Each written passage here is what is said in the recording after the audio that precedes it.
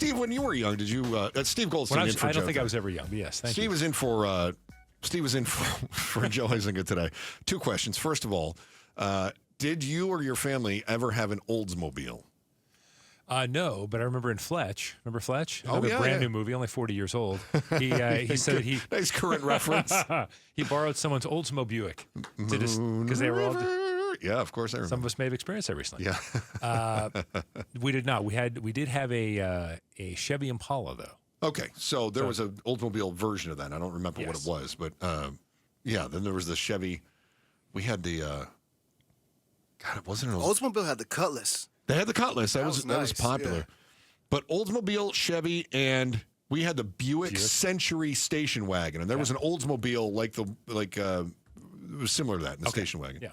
So I was talking after the show yesterday because we were discussing on the program about how the generations have changed, and I don't even know that the Gen Zs know what Black Friday means. They just know it's the day after Thanksgiving. They don't know how it got the name.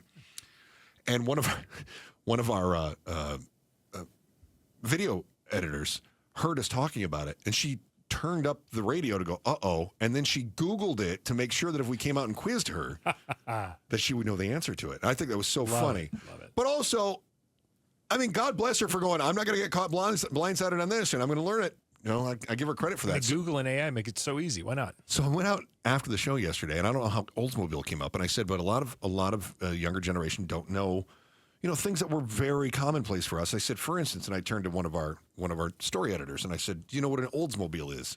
And she looked at me, and she is one of those who's really smart, but doesn't give anything away. And she said, she just deadpan stared at me and says, I feel like you're making things up so you can poke fun at me. And it was so funny because, no, I am not making up Oldsmobile. And she goes, that's some made-up name, right? No, it's not. She didn't recognize it at all. So we've changed. How much information we take for granted when Isn't that we funny? experience it. And then it's like... But I think part of me is a little bit excited because I didn't know what a Vegematic was for the longest time when I was growing up. Like my parents had to introduce me to what a Vegematic was. I had no idea, So I think every generation has that. And I think it's going to be funny, too, when this generation starts having kids and grandkids. Because, I mean, many in this generation don't know what burning a CD means, right? That's completely foreign. And we're not that many years removed from it. So at some point, there's going to be kids that they're going to go, you don't even know what a TikTok is, do you? And they're going to be like, but it's a clock, right? It's a clock. Right. What is it? Yeah. Right. They won't know. I ask this because I think there are some things that transcend generations. When I was young, I used to play Little League. Thanks for indulging me in my storytelling, by the way. You're a good listener. So I used to play Little League, and I was pretty good at the youngest level. I was pretty good, and I played catcher, and my dad, I remember him saying this to me.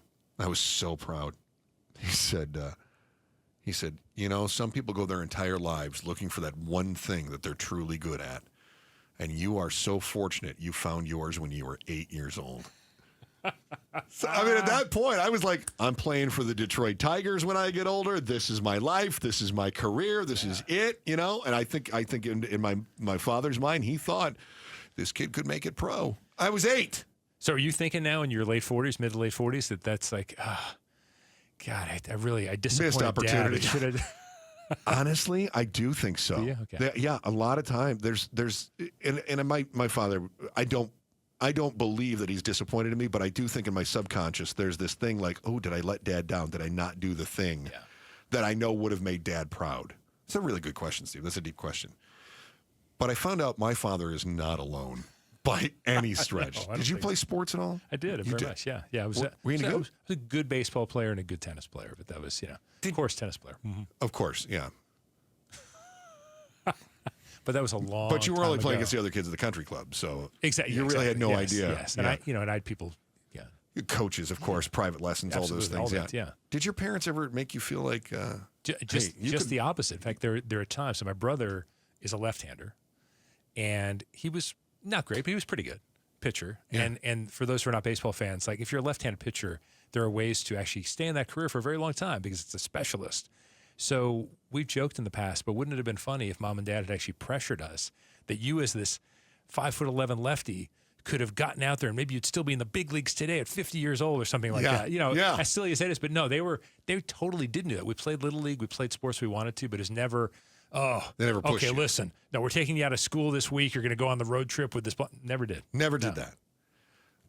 Study says roughly 1 in 6 parents believe they are currently raising a child who will become a professional athlete. 1 in 6 think their kid will become a professional athlete.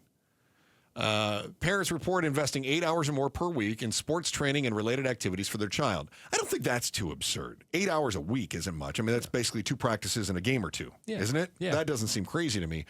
However, I know families, and to the credit of my in-laws, they pushed their daughters really hard, and the whole thing was, we're going to look for a scholarship. We want you to be able to pick the school you want to go to. Yeah, right. Scholarship, yeah. But they spent a lot of time and money with the traveling teams, with the special coaches, with all the other stuff. And I guarantee it was not 8 hours in a week. It was a solid 4+ hours a day. They would do, in some cases, morning practice and then after practice, after school, or they'd have their other practice. I mean, there's a lot of pressure on the kids.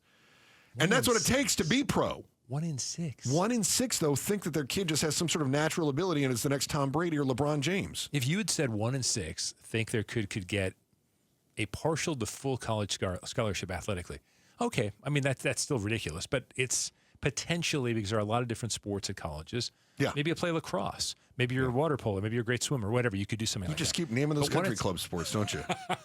But 1 in 6 professional athlete. Isn't that wild? Think of how few professional athletes there actually are compared to the population of this country. I know. There's no way. Sorry. So here's my theory on this. Go on. It's not just that parents are, unrealistic and think their children are wonderful. I was thinking about this. We talk about financial stuff, the economy a lot on this show, to your credit. And what pops up to me is the idea that as the middle class kind of doesn't disappear, but we see fewer and fewer squeezed. People, right, who fit in that really traditional role. I almost feel like in the past you'd say, okay, well, my kid's good at sports, that's great, I'll support him or her, that's fantastic. And if they don't make it, fine, they'll be a teacher, they'll be an engineer, they'll be blah blah blah. But as those $75,000 to $95,000 jobs go away, might as well shoot for the moon. Hey, let's be a pro athlete. You'll make $20 million. Let's do this thing. I almost feel like there's part of that, like, rather than keep a child on a kind of a normal path, that normal path is so much harder to follow now and so much harder to succeed in. Well, you might be working at a department store, might be working at a department store kind of thing, big box store, whatever retail, it is. Yeah. Assistant manager at Walmart or something. Yeah. Or nothing wrong with that. Or you could be a starting pitcher for the Yankees. I mean, so I wonder if there's expectations, or it's harder to have reasonable expectations these days. So let's just go for the big one. So why not aim for all of it? Just aim for the big one. Yeah. Yeah. I wonder if we were to ask the kids of the parents, if we took the 18% of parents and we asked the kids who play these sports, do you want to be a professional athlete or do you want to be an influencer? And which one do you think that they would? Because we've had studies before, too, about how many kids, that's like the new number one goal. When I grow up, I want to be an influencer, right? It used to be an astronaut or an athlete, or it was a firefighter or police officer, whatever it was. Now it's, I want to be an influencer. It's like the number one answer. Yeah. So I wonder how many of these kids feel that. And how many of it is their parents living through It's always their that kid. vicarious thing. Yeah, of course. Sure. I could have been a contender, and I'm not. Could have been. And Something. you will be. Thanks for watching The Chris and Joe Show. Click to see more from Chris and Joe, and tap the button in the middle to subscribe to KTAR News.